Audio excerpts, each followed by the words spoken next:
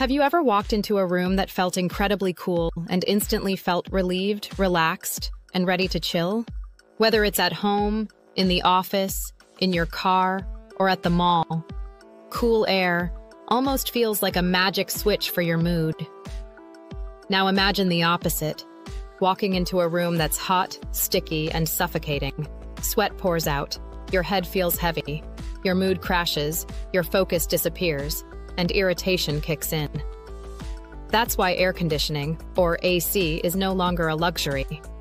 It's a necessity, especially in tropical countries like Indonesia, where temperatures can hit 35 degrees Celsius during the day.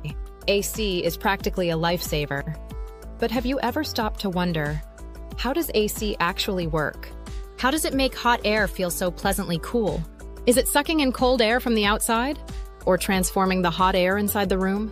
And more importantly, why does your electricity bill skyrocket when you keep the AC on too long? Well, in this video, we're going to dive deep into the hidden world of air conditioning.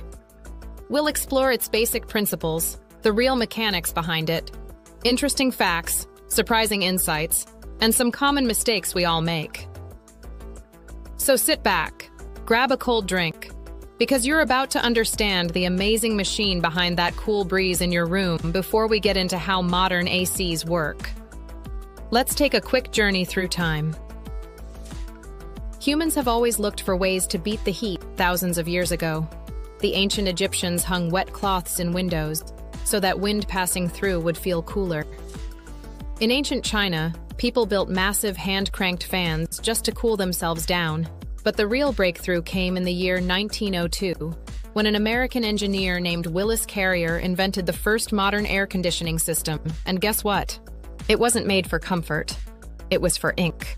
Yes, the first AC was designed to control humidity in a printing factory, to keep ink from smudging on paper. Willis had no idea that his invention would change the world. Over the years, the technology evolved from massive industrial machines to the compact systems found in nearly every home today, in big cities across Asia and the US. Air conditioning is no longer a luxury. It's a standard part of life, and it didn't just change comfort. It changed economies, cultures, and even architecture. Look at modern tropical cities today. Homes and buildings are no longer designed for natural ventilation, because now everything revolves around AC. Fascinating, right? How one machine reshaped the way we live across the planet. Part 3. The basic principles. Not magic, just physics. All right, let's get to the real deal. How does AC actually work? Most people think ACs pump in cold air from outside, but that's not true at all. ACs don't produce cold air. They remove heat from the room and dump it outside. The key lies in basic thermodynamics. Heat always moves from a warmer area to a cooler one. So instead of making cold, the AC takes away heat.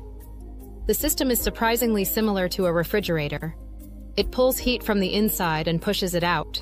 To do this, it relies on 3 core components: a refrigerant, the cooling fluid, a compressor, and a condenser. The refrigerant is a liquid that evaporates easily. When it evaporates, it absorbs heat from its surroundings. This fluid runs through a closed-loop system, starting from the evaporator, inside your room, then compressed by the compressor, and finally released into the condenser, outside your room. Inside the evaporator, the refrigerant evaporates, and this evaporation process pulls heat from the air around it, making the air cooler. A fan then blows that cool air throughout the room. Meanwhile, the refrigerant, now carrying heat, is pumped outside, where it releases that heat through the condenser. This process keeps repeating as long as the AC is running, so no magic involved, no alien technology, just clever and efficient use of physics. Modern ACs have many parts, but let's break down the key components that make cooling possible. 1. Evaporator coil. This is where the refrigerant absorbs heat. It's placed inside the indoor unit. Those fins or grills you see when you open your AC panel? That's your evaporator coil, blown over by a fan to send cool air into the room too. Compressor. This is the heart of your AC. It pumps the refrigerant and controls the pressure. This pressure is what enables the refrigerant to change between gas and liquid. 3. Condenser coil. This one sits outside your house. It's where the refrigerant dumps all the heat it gathered from inside. Feel the hot air blowing from the outdoor unit? That's it in action, sir. Fans and blowers. These help move air in and out of the system. Without them, no heat transfer would happen. 5. Thermostats and sensors. These little brains measure the temperature and tell the AC when to turn on or off, making sure your room stays at the temperature you set. All of these components work as a team. If one of them fails, you'll notice. The room stops cooling, or the AC gets louder, or worse, the unit breaks down. Got an AC but still sweating? Or maybe your power bill went through the roof? Chances are you're making one of these common AC mistakes. Mistake 1. Choosing the wrong power, PK.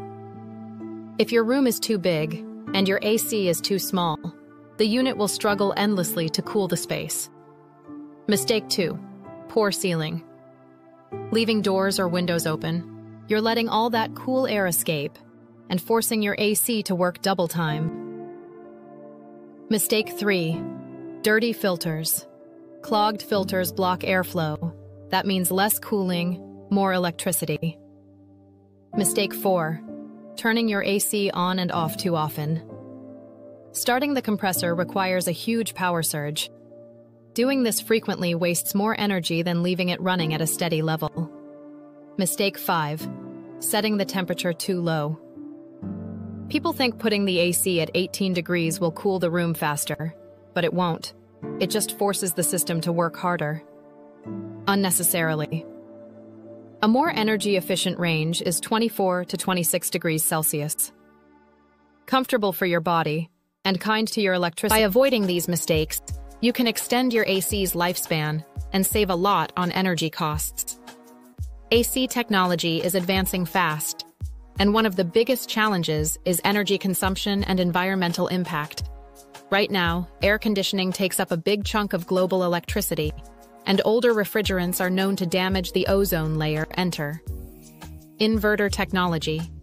Instead of switching the compressor on and off, inverters keep it running continuously at variable speeds, which saves a lot of energy and maintains a more stable temperature.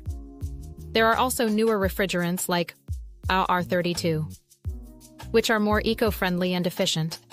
Design-wise, future homes will rely on smart layouts, better insulation, smart thermostats, and even solar-powered AC systems.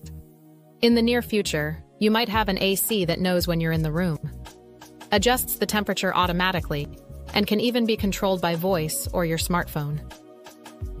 So air conditioning is no longer just about cooling. It's about sustainability, energy savings, and seamless smart integration. Amazing, right?